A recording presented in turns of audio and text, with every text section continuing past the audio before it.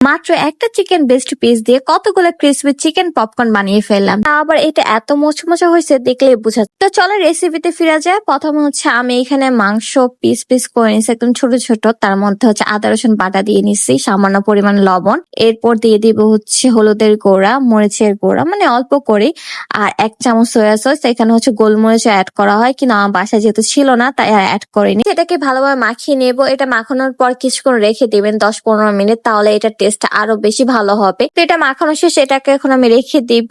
এখন যাবো ক্রিসপিনেসটা তৈরি করতে। এটার জন্য প্রথমে ময়দা নিয়ে নিলাম, এখন কর্নফ্লাওয়ার দিয়ে দিব, তারপর মরিচের গুঁড়া, সামান্য পরিমাণ লবণ দিয়ে ভালোভাবে মিক্সড করে নিব। এখন অনেকে আছে যে বাসায় চিকেন ফ্রাই বানায়, কিন্তু তাদেরটা মুচমুচে হয় না, ক্রিস্পি হয় না। তো আমি যেভাবে বানাচ্ছি এভাবে ট্রাই করে দেখেন, 100% চিকেন ফ্রাই ক্রিস্পি হবে। এখন একটু একটু করে পানি দিয়ে আমি এটা ক্রিসপিনেসটা বের করে নিতেছি। আপনার অল্প পরিমাণে পানি নিয়ে প্রথমে এরকম করে বের করে দেবেন, একটু একটু পানি দিয়ে। বেশি পানি দিলে এটা লেটকা হয়ে যাবে। সো আপনারা ভালোভাবে খেয়াল করে দেখবেন যে আমি অল্প পরিমাণে পানি দিয়ে কিন্তু এটা বের করতেছি। একটু একটু পানি দিয়ে যখন এটা পুরাটা সম্পূর্ণ হবে, এটা ক্রিসপিনেসটা পুরোটা বের করে ফেলবেন। তারপরে যে অবশিষ্ট যে ময়দাগুলো থেকেছে ওইটাকে আলাদা করে নিয়ে পানি দিয়ে এরকম পেস্ট বানিয়ে নেবেন। একদম ঘরোয়া পদ্ধতিতে আপনাদেরকে কম খরচে চিকেন পপকর্ন বানিয়ে দেখাচ্ছি। কড়াইতে তেলও গরম হয়ে গেছে। এখন 1 পিস করে নিয়ে এই লিকুইড পেস্টের মধ্যে ভালোভাবে মাখিয়ে নিতেছি।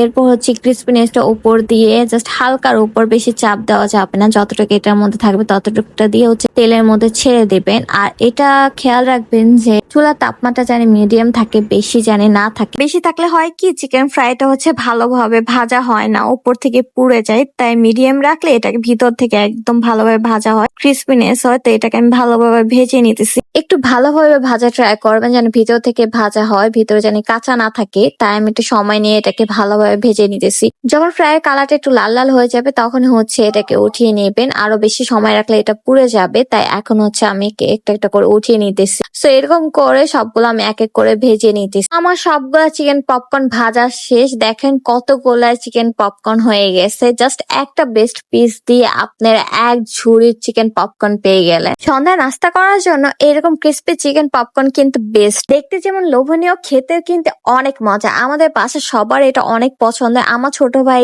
তো এই চিকেন ফ্রাই বা পপকর্ন যেটাই বলেন অনেক পছন্দ করে। আমি যখন এটা বানিয়ে দিছি ও তো বিশ্বাসই করতে পারতেছিল না যে এটা আমি নিজে বানিয়েছি। তো আপনাদেরকে হাত দিয়ে এটাকে ভেঙে দেখায় যে এটা কতটা পরিমাণে ক্রিস্পি হয়েছে। আপনারা দেখতেই পাচ্ছেন। এটা কিন্তু সস দিয়ে ম্যায়োনিজ দিয়ে খেতে অনেক ভালো লাগে। সস ছাড়াও কিন্তু এটা খেতে অনেক মজা। এখন আমি এটা সস দিয়ে খাবো। আমার কাছে না ফ্রাই জিনিসগুলো সস দিয়ে খেতে বেশি ভালো লাগে। টেস্টের কথা কি বলবো, এখন আমি ভিডিও এডিট করতেছি, আমার দেখে এখনো খেতে ইচ্ছে করতেছে। অনেক মজা হয়েছে, একদমই বোঝা যায় না যেটা আমি ঘরে বানাইছি, মনে হয়েছে বাহির থেকে নিয়ে আসছি। তো আজকে ভিডিও পর্যন্তই। আশা করছি আমার এই চিকেন পপকর্ন রেসিপিটা আপনাদের কাছে ভালো লাগছে। আর ভালো লাগলে অবশ্যই লাইক কমেন্ট শেয়ার করে দেবেন, পেজটাকে ফলো করে দেবেন, আর আমার ইউটিউব চ্যানেলটাকে অবশ্যই সাবস্ক্রাইব করে দেবেন। দেখা হবে নেক্সট ভিডিওতে।